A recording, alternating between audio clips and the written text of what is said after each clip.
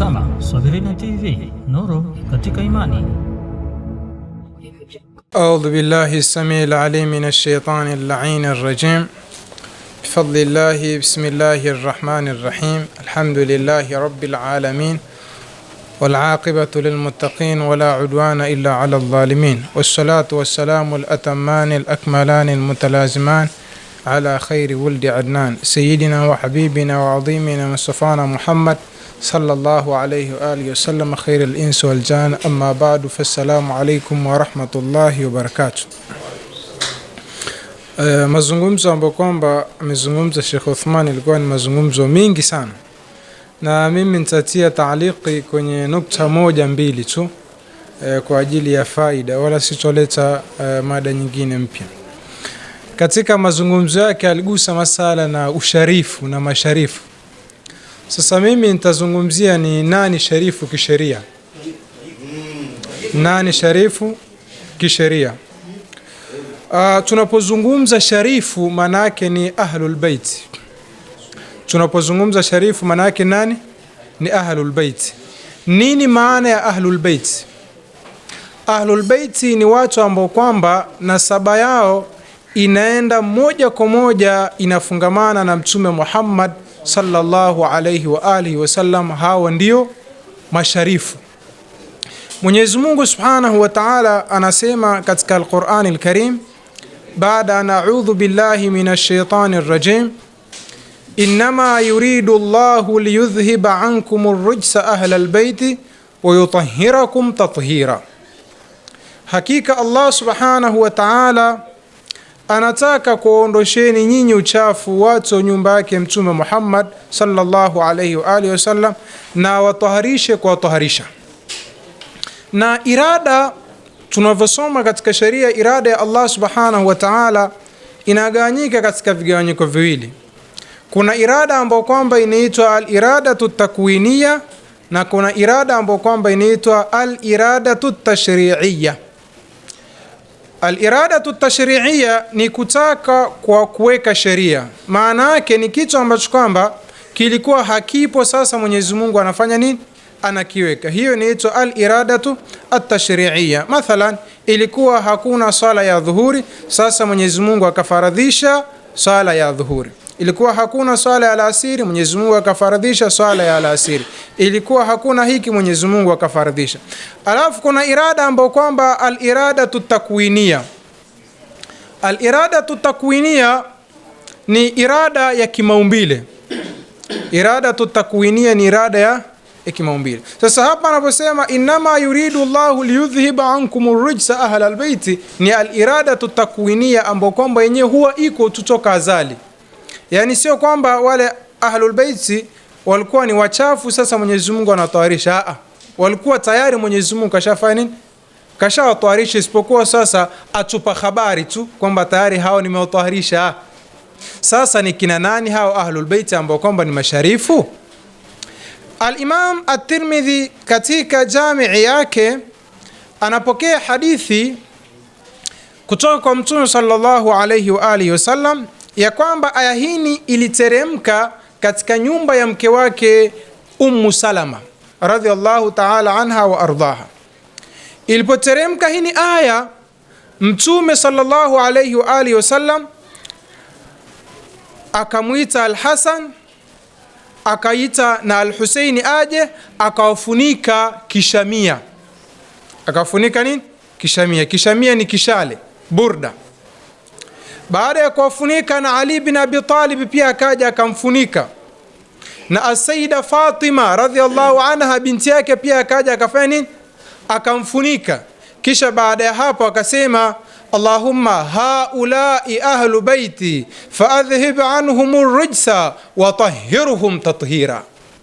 E Mwenyezi Mungu, hao ndio watu wa nyumbani kwangu, waondoshe uchafu na watahirishe kuwa tahirisha. Na imekuja katika sahihi ya al-Imam Muslim hadith kutoka kwa Zaid ibn Arqam radhiallahu anhu arda, anasema kwamba Mtume sallallahu alayhi wa alihi wasallam waqafa fina yawman khatiban bima'in yud'a khum. Mtume sallallahu alayhi wa alihi wasallam alisimama siku moja akiwa anahutubia katika kidimbwi cha maji ambacho kwamba kinaitwa nini? Kipo sehemu inaitwa Khum. Hadithi ya Ghadir Khum. Ghadir ni kidimbwi cha maji, Khum ni ile sehemu. Faqal, akasema, ayuha nas, enyi watu, innama ana basharun yushiku an ya'tiya rasulu rabbi fa ujib. Enyi watu, mimi ni binadamu, amekurubia kuja mjumbe wa Mola wangu na mimi nitaitikia nini? Wito. Mjumbe wa Mola wake anayokusudia hapa ni malakul maut, na mimi nitaitikia wito. Manake hapo akiwa anaishiria kwamba kifo changu kipo karibu, manake hiyo ilikuwa ni katika hijjatul wada. Baada ya hapo sasa, baada ya kutengeneza mazingira hayo tena, hapo kumbuka Mtume sallallahu alaihi wasallam hapo yupo anatoka katika hijjatul wada, alisimamisha msafara katika hiyo sehemu inaitwa Khum, katika Ghadir Khum, ikiwa ni katika mchana, katikati ya mchana, ikiwa ni jua kali, ikiwa ni sehemu ambayo kwamba hakuna vivuli. Akasimamisha msafara ghafla tu, kisha baada ya hapo akasema wale watu ambao kwamba walikuwa wametangulia waamrishwe warudi, na wale watu ambao kwamba waliokuwa nyuma wasubiriwe. Wakasubiriwa. Watu wanajiuliza kuna jambo gani? Bwana mkubwa anataka kusema nini? Ndio watu wakaja sasa, wakakusanyika, ndio wakaanza na mukaddima huo. Kisha baada ya hapo akawaambia, wa ana tarikun fikum thaqalain. Katika Sahih Muslim, bwana, mimi nawaacheni vizito viwili. Katika riwaya nyingine iliyoko katika Sunan, isiyo katika Sahih Muslim lakini ipo katika Sunan al-Arba'a, akasema ahaduhuma a'dhamu min al-akhar. Moja katika hivyo vizito viwili ni kikubwa kuliko kingine. Lakini katika Sahih Muslim, tarikun fikum thaqalain, ahaduhuma kitabullah. Kimoja katika hivyo vizito viwili nini? Ni kitabu cha Mwenyezi Mungu. Fahatha ala tamassuki bi kitabillah, akawahimiza watu kushikamana nini? Na kitabu cha Allah subhanahu wa ta'ala. Waraghaba fihi, akawaraghibisha watu vya kutosha. Kisha akasema wa ahla baiti, au kitaka unaweza kusoma wa ahlu baiti, zote ni sawa, na watu wa nyumbani kwangu. Udhakkirukumullaha fi ahli baiti, udhakkirukumullaha fi ahli baiti, udhakkirukumullaha fi ahli baiti. Akasema mara 3, na ukumbusheni kwa jina la Allah kuhusiana na ahlu baiti wangu, na ukumbusheni kwa jina la Allah kuhusu ahlu baiti wangu, washikeni kwa wema. Allah, hivi Mtume sallallahu alayhi wa alihi wasallam anahitaji kutilia mkazo jambo mara 3? Mtume sallallahu alayhi wa alihi wasallam akiamrisha jambo mara moja tu, basi umma wajibu wake ni kulipa uzito na kulichukulia umuhimu wa hali ya juu kabisa, ambao kwamba binadamu unaweza kufikiria katika nini? Katika kichwa chako. Sasa Mtume sallallahu alayhi wa alihi wasallam anapolitilia mkazo jambo, ujua hapo kuna nini? Kuna kitu kizito hapo. Udhakirukumullah fi ahli baiti, na ukumbusheni kwa jina la Allah kuhusiana na hawa nini? Ahlu baiti wangu. Mwisho wa hadithi, wale masahaba waliokuwa na Zaid bin Arqam wakamwambia Zaid bin Arqam, alaysa nisauhu min ahli baitihi, kwani wake zake si katika ahlu baiti wake? Yani ahlu baiti wake si wake zake? Akawaambia nisauhu min ahli baiti, wake zake kwa maana ya kilugha ni katika nini? Ahlu baiti. Walakin ahlu baitihi man hurima sadaqata min ba'di, ahlu baiti alokusudia ni wale ambao kwamba walinyima sadaka baada yake. Wake zake ilikuwa wanaweza kupewa nini? Kupewa sadaka, wanaweza kupewa nini? Wanaweza kupewa zaka pia. Kwa hivyo hawa kilugha wanaingia katika nini? Ahlu baiti. Lakini hadithi katika Sahih Muslim anasema ahlu baitihi man hurima sadaqa min ba'di, hao ndio nini? Ahlu baiti wake. Na kukuelewa zaidi kiupana ni wale ambao kwamba tuliosoma katika ile riwaya nani? Ya al-Imam at-Tirmidhi, ya kwamba tunapozungumza ahlu baiti birraqmi al-awwal, number 1 ni Sayyidina Ali, ni Fatima, ni Al-Hasan na nani? Na Hussein, hawa ahlul kisa. Kisha katika hadithi nyingine Mtume sallallahu alayhi wa alihi wasallam akasema kila mtu maasaba zake wanakuwa ni upande wa nini? Wa mtoto wake wa kiume, lakini mimi maasaba zangu watatokana na mtoto wangu wa kike. Nani? Fatima. Tuko vizuri sana. Kila mtu nasaba yake inatokana na mtoto wa nani? Wa kiume, si ndio? Si ndio unanasibishwa kwako? Lakini katika khasais, katika mambo special aliopewa Mtume sallallahu alayhi wa alihi wasallam, ni nasaba yake itokana nani? Na mtoto wa kike. Kwa hivyo nasaba ya Mtume sallallahu alayhi wa alihi wasallam, kwa sababu watoto wake wale wa kiume walikufa wakiwa wadogo, Mwenyezi Mungu akampa jambo special kwa ajili yake tu, nasaba yake idumu kupitia nini? Watoto wake wa kike. Na ukisema nasaba ya mtume haiko, wewe utakuwa umepinga Qur'ani, kwa sababu Mwenyezi Mungu anasema inna shaniaka huwal abtar. Makafiri wa Maka walisema huyu Muhammad watoto wake wa kiume wote washafani, washakufa, manake kizazi chake shafani kimekatika. Mwenyezi Mungu akawakadhibisha akawaambia inna shaniaka huwal abtar, hakika wanaokuchukia wewe ndio waliokatikiwa nani na vizazi. Kina Abu Lahab sasa vizazi vyao viko wapi? Kuna mtu ushausikia anajinasibisha min ali Abi Lahab, katika watu wa nani? Wa Abu Lahab. Ushakusikia kina Abu Jahli, ushakusikia ana kadha kadha min ali Abi Jahli? Hakuna. Inna shaniaka huwa al-abtar. Kwa hivyo sasa kizazi cha mtume kikadumu kupitia nani? Kupitia Sayyida Fatima, kupitia watoto wake nani? Al-Hasan na Al-Hussein. Kwa hivyo sasa hivi unapozungumza kizazi cha mtume chote wanapitia kwa Al-Hasan na nani? Na Al-Hussein. Kwa hivyo mtu wewe ukijiita ni sharifu, ukijiita nani? Ni sharifu, ni lazima nasaba yako ipite kwa Sayyidi Hasan au kwa nani? Au kwa Al-Hussein, katika wajukuu wa nani? Wa Mtume sallallahu alayhi wa alihi wasallam, Hasan au Hussein. Kwa Fatima kwa nani? Kwa Mtume Muhammad sallallahu alayhi wa alihi wasallam. Hao ndio nani? Ndio masharifu. Ikiwa mtu anajiita ni sharifu si nasaba ya mtume, huyo ni tapeli, mwizi. Huyo nani? Huyo ni tapeli, huyo ni mwizi. Mtu akijiita ni sharifu nasaba yake kwanza, mtu akikwambia tu mimi ni sharifu lakini nizaliwa sio Muislamu, nilikuwa Mkristo, tayari urongo kwanza. Uongo kwanza. Hakuna sharifu anazaliwa Mkristo kisha anasilimu. Masharifu wote wanazaliwa wakiwa nini? Wakiwa Waislamu. Tuko vizuri sana. Masharifu wote wanazaliwa wakiwa Waislamu. Ukisikia mtu anasema nilikuwa Mkristo kisha nikasilimu, usharifu wangu ulianza nikiwa mdogo, tapeli. Alama ya kwanza utapeli ni hiyo. Tuko vizuri sana. Haya mambo lazima tuambiane, na Mtume sallallahu alayhi wa alihi wasallam amekemea mambo haya, kujinasibisha na koo zisizokuwa zenu, vikali sana. Anasema Mtume sallallahu alayhi wa alihi wasallam ya kwamba amelaaniwa mtu man intasaba ila ghairi abihi, mwenye kujinasibisha na ukoo usiokuwa wake amelaaniwa. Sio, tunaelewana?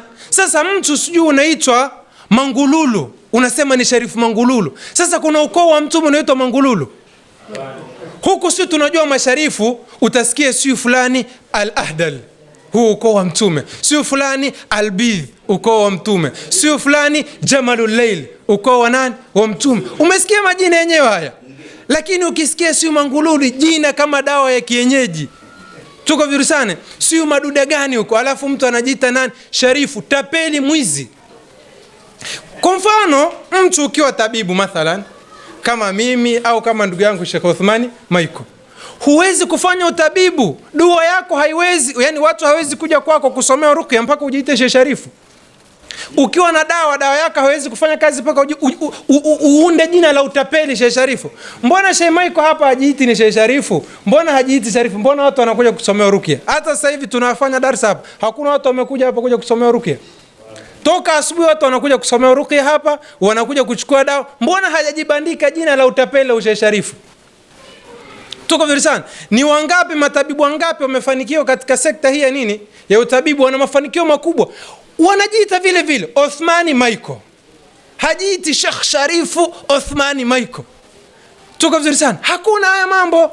Mtu kama ni tabibu kweli, utabibu wako hata ujiite nani, hata unaitwa Maiko, unaitwa Mlungulu, unaitwa Mdegani, wewe utakuwa vile vile ni tabibu tu, watu watakuja kusomea, watafanikiwa. Lakini sasa watu wale ambao kwamba wanaounda majina haya kitapeli, huwa kwanza si matabibu, hawana rukia usiku wala mchana. Sasa ili kutengeneza zugaring, kuwamagia watu mchanga wa macho, wanajiita Sheikh Sharifu. Huyu bwana alizaliwa akiwa anajua kila kitu, hizi dua zote amezaliwa akiwa anafanya, anasoma dua. Muongo. Mwenyezi Mungu Subhanahu wa Ta'ala anasema katika Qur'ani, wallahu akhrajakum min butuni ummahatikum la ta'lamuna shay'a. Mwenyezi Mungu huyo anasema, Mwenyezi Mungu ndiye aliyewatoa katika matumbo ya mama zenu mkiwa hamujui kitu chochote. Hakuna mtu anayezaliwa akiwa anajua, hata manabii. Si Mwenyezi Mungu anasema kwenye Qur'ani kumwambia mtume wake, wa'allamaka ma lam takun ta'lam, amekufundisha yale ambayo kwamba ulikuwa hujui. Tuko vizuri sana. Mtume mwenyewe hajazaliwa akiwa na nini? Akiwa anajua. Wewe nani hata uzaliwa ukiwa na nini? Ukiwa unajua eti unasoma Qur'ani, anasoma dua, anadhini akiwa tumboni la mamake. Utapeli, wizi. Mwenyezi Mungu anasema hiyo ndio kanuni ya watu wote. Wallahu akhrajakum min butuni ummahatikum la ta'lamuna. Hakuna mtu anayezaliwa mabwana anajua, isipokuwa yale ni kuna watoto mashallah wanazaliwa wakiwa magenius. Yani wakiwa kitoto kianza kuongea tu, kila unachokisomesha kinafanya nini? Kinahifadhi. Ile si usharifu wala nini, ni dhalika fadlullahi yutihi man yasha. Hiyo ni fadhila ya Allah ambayo kwamba yuampa yule anayetaka. Huyo anaweza kuwa ni sharifu, lakini boga kama ya hakuna. Kila anachosomeshwa hakipandi. Na ni sharifu na saba ya mtume. Lakini huyu hana usharifu usiku wala wa mchana. Lakini kila anachosomeshwa kinafanya kinakaa. Hii si usharifu. Kwani hakuna watoto wa kisharifu ambao kama majahili, hawajui chochote? Hakuna. Wapo.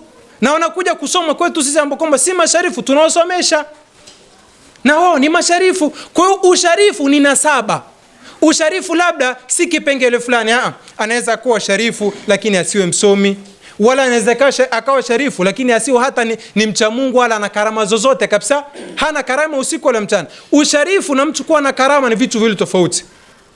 Kwa mfano sasa hivi tunapozungumza kina Said Muhammad al-Bidhi, tunapozungumza kina Habib Saleh Jamaluleil, wala hatuzungumzi kwa sababu ni masharifu peke yake. Hapana, tunazungumza kwa sababu ya kazi yao. Unafikiri ule Ustadh Muhammad al-Bidhi kwa yuko peke yake? Sasa ndugu zake wingi tu, mbona hatuwataji kama yeye? Yeye anatajwa si kwa sababu ya nini? Ya usharifu wake, ni kwa sababu ya nini? Ya kazi aliyoifanya. Sio, tunaelewana? Wa hakadha na masharifu wengine wanaotajikana. Si wale masharifu, kuna masharifu pale Tanga, kina Sharifu Muhana na wengine, kina Sharifu Dogo. Wale ni masharifu kweli al-ahdal. Unaweza kusema, mbona yule sharifu ni mweusi? Kuna wale wengine wanasema kwamba hakuna sharifu mweusi. Wako masharifu ahlul bait weusi. Si hao masharifu matapeli jamani. Kwa sababu ukisoma historia toka mwanzo, wale maimamu wa mwanzo kabisa wa ahlul bait wako ambao kwamba walioa watumwa ambao kwamba ni weusi.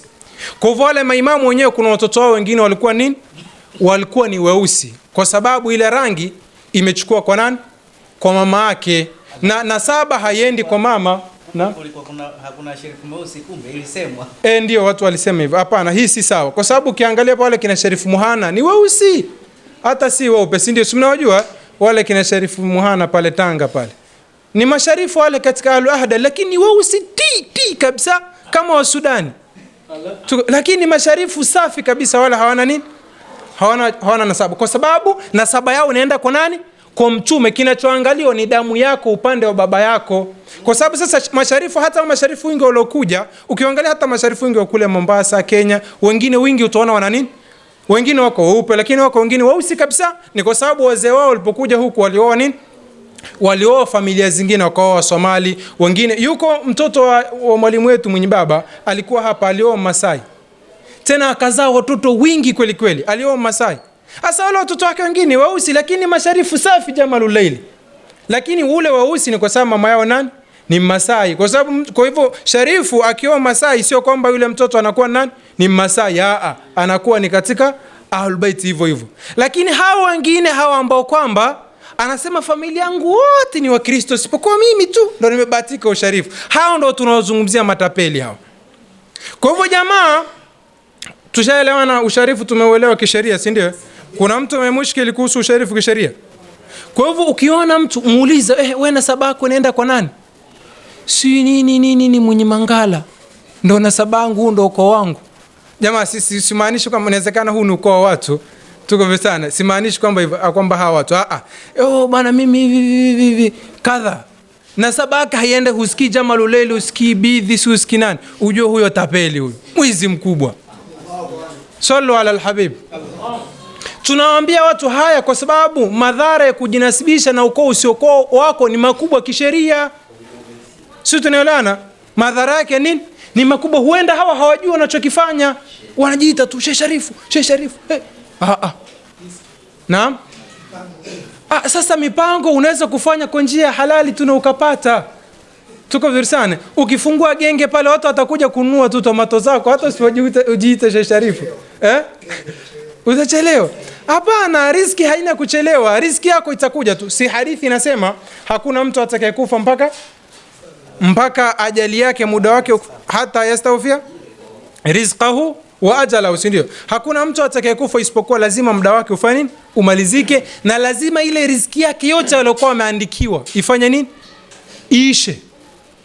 Kwa hivyo kama ulikuwa umeandikiwa kuwa maskini, hata ufanye fujo vipi, kuna watu utasikia yule shehe bwana alikuwa yuko vizuri kweli, lakini sasa hivi fakiri kabisa, fakiri fuke. Kuna watu walikuwa kipindi cha nyuma Sheikh Sharifu walikuwa wanavuma kweli. Sasa hivi wasikiki kabisa, wako down huko, wako chini. Tuko vizuri sana. Kwa hivyo mipango hii ya ujanja huwa inafika mwisho, kwa sababu watu hivyo wanadhulumiwa, wanatapeliwa, wanaanza kuambiana yule bwana tapeli, yule mwizi. Kuna watu sasa hivi ukimtajia tu Sheikh Sharifu, usinitajie huyo mtu mchafu kabisa, mwehu. Hata ukionekana naye tu hivi mtu anakupigia simu, Sheikh bwana nilikuona na fulani bwana. Tuko vizuri sana. Tahadhari naye tapeli. Mimi siku moja, kuna rafiki yangu mmoja ni shekhe, Ramadhani kama miaka miwili iliyopita, nilienda nyumbani kwake jioni wakati wa sijaoa. Akaniambia bwana, leo tumealikwa sehemu iftari, kwa hiyo tutaenda huko wote pamoja. Nikamwambia sawa. Tukaingia garini kwake, tukaenda huko maeneo Kongoe si wapi huko. Tukaenda na ile gari. Tulipofika nikaanza kuona mibango njiani ina picha ya jamaa mmoja hivi, tapeli anajiita hivi Sheikh Sharifu. Siamwambia kwamba ndio tunaenda kwa fulani. Kulikuwa kumeandaliwa makamera pale na madogani, watu wamejaa, viongozi, mashekhe wengi Mimi nikamwambia ndio hapo tumealikwa. Nikamwambia ndio. Basi niliposhuka nikaangalia, nikaona kuna wanawake upande huu afu wanaume. Nikamwambia bwana, mimi kwa protocol zangu, mimi hapa hii sehemu kulingana na wanawake vile walivyo, siwezi kuingia, kwa sababu mimi haya mambo nayakemea. Kwa hivyo nikionekana pale kuna wanawake na wanaume kidogo, watu watanishambulia na itakuwa ni kidogo na taratibu zangu. Lakini nilikwepa kusudi, kwa sababu yule jamaa ni tapeli, mwizi. Nikakaa kwenye gari, magharibi ilipofika nikaenda kutafuta sehemu ya swala, nikaswali. Mashallah, asante. Muda wa swala ulipofika nikatafuta sehemu nikaswali, nikarudi kwenye gari. Wakamaliza iftari, wakamaliza event yao, tukaingia kwenye gari tukarudi. Wallahi wa billahi, wallahu shahidu ala maqul. Sisuhubiani nao, hata nikikutana nao sehemu hivi nakimbia. Sitaki, kwa sababu na huwa ni mahodari, wakimwona mtu fulani hivi ana sauti mitandaoni, wanajipenyeza pale wapate picha naye, alafu anaanza kufanya biashara na ile picha yao. Picha yako moja tu watu wanaanza kufanya nao biashara. Hatari sana. Ukienda kwenye shughuli shemaiko, tahadhari sana. Utaona kuna mtu anakuja anajipenyeza pale. Ushaona anakaa pale. Kwepa, ondoka hiyo sehemu, mwacha akae peke yake. Watu wanataka picha tu anza kufanya nao biashara. Kwa hivyo jamaa, watu ambao kwamba wanaofanya biashara kwa niaba ya kujinasibisha na ukoo wa mtume na wao sio wa ukoo wa mtume, wamelaaniwa.